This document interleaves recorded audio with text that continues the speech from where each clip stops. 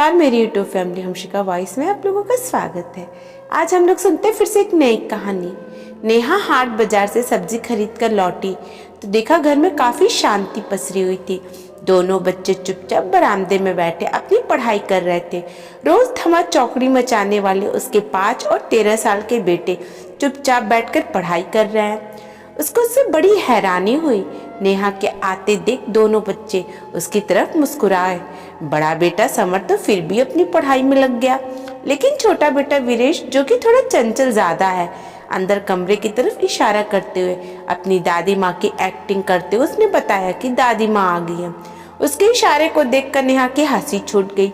उसकी हंसी की आवाज सुनकर अंदर कमरे से सासू माँ जानकी जी भी बाहर बरामदे में आ गई और आते से ही अपने अंदाज में बोली, ये क्या बड़ी बहू, तुझे पता था ना कि मैं आज आने वाली हूँ, पर फिर भी शॉपिंग करने चली गई।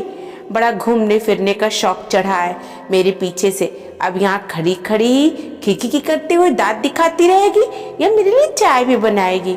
माँ जी, मैं शॉपिंग करने नहीं, सब्जी खरीदने गई थी, वो भी पास के हाट बाजार में। हाँ, कुछ तो खरीदने गई थी ना, उसे शॉपिंग ही कहते हैं। अब तुम छोटे घर की लड़कियों को क्या पता, बस अपने ही शेखी भगाड़ने में लगे रहते हो। अब ज्यादा मुंह मत चला, जल्दी से चाय बना कर ला। उनकी बातें सुनकर नेहा फटाक से अंदर गई, सामान रखा और रसोई में पहुंच गई। अभी चाय बनाने के लिए पानी गैस पर चढ़ाया था ही कि सासू माँ की आवाज आ गई, अरे बड़ी बहू, बाहर कुर्सी भी ले आना, मैं तो बाहर बरामदे में ही बैठूंगी। तुम्हारे घर में तो बहुत गर्मी ज्यादा है, पता नहीं तुम लोग इन 2 कमरों में कैसे गुजर बसर कर लेते हो। जी माँ जी, अभी लाई, कहती हुई नेहा कुर्सी लेकर बाहर बरामदे में रख कर के आई। अंदर रसोई में आकर फटाफट चाय बनाई और 2 कप में छान कर बाहर ही ले गई। 1 कप जानकी जी को पकड़ाया और दूसरा कप लेकर वो वहीं दोनों बच्चों के पास नीचे दरी पर बैठ गई। तभी जानकी जी नेहा से बोली, अरे नेहा, इस बार मधु ने तेरे लिए कुछ साड़ियाँ दी हैं, सभी एक से बढ़कर एक और महंगी भी हैं। देख तेरी देवरानी के लिए कितना कुछ करती हैं।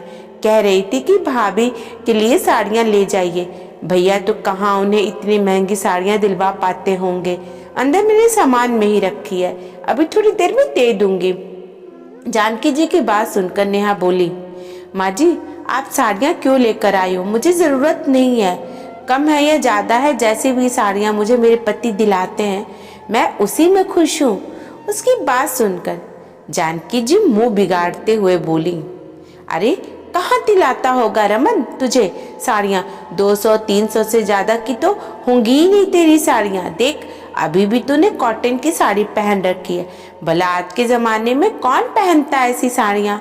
फिर अगले सप्ताह मधु और संजय की शादी की सालगिरह भी है, वो लोग होटल में पार्टी रख रहे हैं। ऐसे में तुम ये हल्की फुल्की साड़ी पहन कर जाओगी तो क्या अच्छा लगेगा? कुछ उनकी इज्जत का भी सोचो। पर माँ जी, बस ज्यादा जबान चलाने की जरूरत नहीं है। एक बार कह दिया ना, समझ नहीं आ रहा है तुम्हें? एक तो वो देवरानी होकर भी तुम्हारे लिए इतना सोच रही है और ऊपर से तुम जेठानी की ठसक दिखा रही हो। पता नहीं क्या ईगो लेकर के बैठी हुई हो। कहती हुई जानकी जी चाय पीने लगी।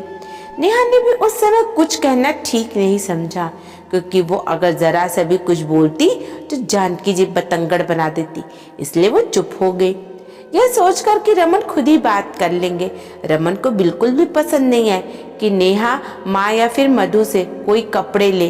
पिछले बार भी जानकी जी एक साड़ी लेकर के आई थी, जिसे नेहा ने खुशी खुशी रख लिया था। जानकी जी उस दिन ज्यादा देर तक नहीं रुकी थी और रमन के आने के पहले वो वहां से खाना हो गई थी, इसलिए रमन को इस बारे में पता नहीं था। लेकिन जब शाम को रमन घर पर आया और नेहा ने वो साड़ी दिखाई तो उसे देखते ही रमन बिगड़ गया। ये क्या नेहा, तुमने माँ से साड़ी क्यों ली? अचानक से रमन के सवाल से नेहा हड़बड़ा गई और बोली, माँ जी इतने प्यार से साड़ी लेकर आई थी तो तुम्हारे लिए मेरे प्यार की कोई वैल्यू नहीं है जो तुमने माँ की दी हुई साड़ी रख ली? मैं जानता हूँ कि अभी मेरे पास पैसों की कमी है, मैं तुम्हारी इच्छा को पूरी नहीं कर पाता, पर इसका मतलब ये नहीं है कि तुम किसी की उतरन अपने पास रख लो। उतरन? अचानक नेहा अवाक होकर रमन की तरफ देखने लगी। तब रमन बोला, हाँ, ये उतरन ही है। मैंने ये साड़ी मधु को पहने देखा था। नहीं नहीं, आप ये क्या कह रहे हो भला? माँ जी ने मुझे मधु की उतरन क्यों देंगी? नेहा अभी भी मानने को तैयार नहीं थी। तुमसे ज्यादा मेरी माँ को मैं जानता हूँ, वो कभी भी तुम्हें खुशी खुशी कुछ नहीं देगी। कहते हुए रमन ने फेसबुक पर मधु के एक सप्ताह पुराना पोस्ट दिखाया। सचमुच मधु ने वही साड़ी पहन रखी थी। देखकर नेहा हैरान रह गई और बोली, तभी माँ जी कह रही थी कि इसका ब्लाउज कटवा कर रखा था, मिल नहीं रहा है, तुम किसी और ब्लाउज के साथ इसे पहन लेना। बस तब से रमन ने नेहा को माँ से कुछ भी लेने से इनकार कर दिया। जानकी जी के 2 बेटे हैं, बड़ा बेटा रमन और छोटा बेटा संजय।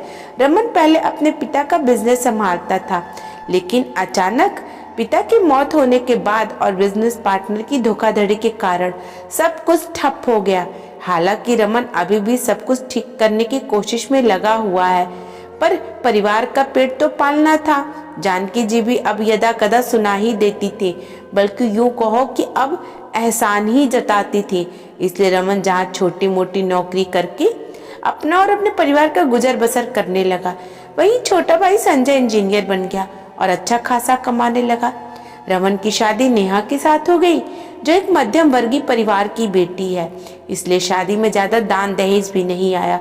इस बात को लेकर जानकी जी हमेशा नेहा से गुस्सा हो रही हैं और अब रमन की छोटी मोटी नौकरी के कारण जानकी जी को पूरा मौका मिल गया था नेहा को और परेशान करने का। लेकिन संजय की पत्नी मधु अमीर घराने की बेटी और काफी दहेज लेकर आई थी। ऊपर से संजय की इतनी कमाई, उसकी पत्नी मधु और माँ जानकी जी को इस बात का बहुत घमंड था और यहीं से दोनों बेटों में भी फर्क आया और ज्यादा होने शुरू हो गया। जानकी जी जहाँ संजय और मधु की तारीफ करते थकती नहीं थी, वहीं रमन और नेहा में कमियां निकालने से भी गुरज नहीं करती थी। लेकिन उसके बावजूद भी रमन और नेहा अपने परिवार के साथ खुश हैं। पहले सब लोग साथ ही रहते थे, लेकिन जानकी जी के दोनों बेटों में भेदभाव करने के कारण रमन ने अपने परिवार के साथ घर छोड़ दिया और अपने पिता द्वारा बनवाए गए इस 2 कमरों के मकान में शिफ्ट हो गया, जबकि जानकी जी अपने छोटे बेटे बहू के साथ उस बड़े से मकान में ही रह रही हैं। हालांकि वो मकान भी उनके पति के द्वारा ही बनवाया गया था। खैर, शाम को रमन घर पर आया तब जानकी जी बाहर बरामदे में ही बैठी हुई थी। उसे देखती अपनी साड़ी के पल्लू से खुद को हवा करते हुए बोली, अरे रमन, तू आ गया बेटा, कैसे रहता है तू इस घर में? मेरी तो यहाँ गर्मी के कारण जान निकल रही है। वो तो मैं वापस चली जाती, लेकिन अगले सप्ताह संजय और मधु की शादी की सालगिरह है, वो भी बड़े होटल में। बस तुझे बताने के लिए रुक गई, बस अब खाना होंगी। रमन जानकी जी की बात सुनकर बोला, माँ 1-2 दिन यहाँ मेरे पास भी रुक जाते तो मुझे भी अच्छा लगता। अरे मुझसे नहीं रुका जाएगा इस 2 कमरे के मकान में, कितनी गर्मी है यहाँ, ऊपर से एसी भी नहीं है। तू एक काम कर, कैब बुक करवा दे, मैं अभी कैब से खाना हो जाऊंगी। रमन जानता था जानकी जी यहाँ नहीं रुकेंगी, इसलिए अपना मोबाइल निकालकर कैब बुक करवा दिया। जानकी जी अपना सामान लेकर अंदर गई। इतने में नेहा बाहर निकल कर के आई और धीरे से बोलिए, सुनिए माँ जी, मेरे लिए कुछ साड़ियाँ लेकर के आई हैं। रमन ने नेहा की तरफ देखा तो नेहा बोली, मैंने मना किया था पर वो सुन ही नहीं रही है, उल्टा मुझे ही सुनाई जा रही थी। अब आप ही संभालिए माँ को। इतने में जानकी जी अपना सामान लेकर के बाहर आ गई। उन्हें देखते ही रमन बोला, माँ जाते हुए अपनी साड़ियाँ भी लेकर जाओ, नेहा ये साड़ियाँ नहीं पहनेगी। रमन की बातें सुनते ही जानकी जी ने तो पहले तो नेहा को घूर कर देखा और फिर रमन से कहा, क्यों, क्या बुराई है इन साड़ियों में? एक से बढ़कर एक महंगी साड़ियां हैं, इसने तो कभी देखी भी नहीं होगी ऐसी साड़ियां। इतनी महंगी ऐसी साड़ियां नहीं देखी तो कोई बात नहीं, जब मेरी क्षमता होगी तो मैं दिला दूंगा, पर अभी मेरी हैसियत नहीं है उसे ऐसी साड़ियां पहनाने की, इसलिए आप ये साड़ियां वापस लेकर के जाइए। रमन ने अपनी बात कही तो जानकी जी को तो गुस्सा आ गया।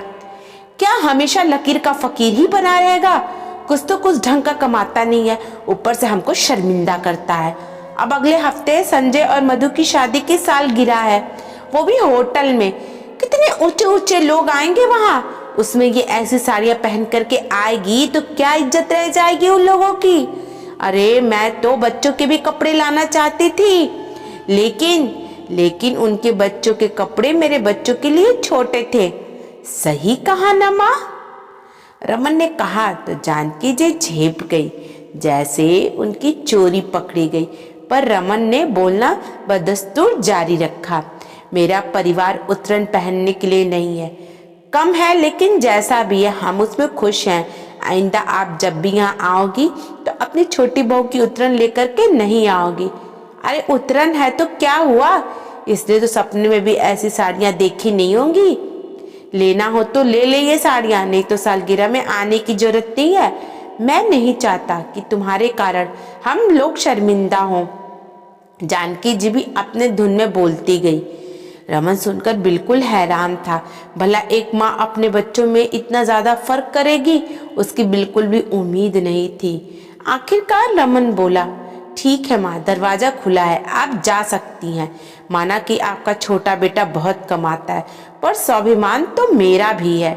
हम आपको शर्मिंदा करने के लिए सालगिरह में नहीं आएंगे। इतने में कैब आ गई। रमन की बातें सुनकर जानकी जी अपने पैर पटकते हुए बाहर निकल गई। अगले हफ्ते मधु और संजय की सालगिरह में भी वो लोग नहीं गए। आखिर उनके परिवार को उनकी गरीबी से शर्मिंदगी जो महसूस होती थी। दोस्तों, आप लोगों को कहानी कैसी लगी? आशा करती हूँ कि अच्छी लगी होगी। अगर अच्छी लगे तो लाइक और कमेंट और शेयर करें और हमारे चैनल को सब्सक्राइब करना बिल्कुल भी ना भूलें। राधे कृष्णा।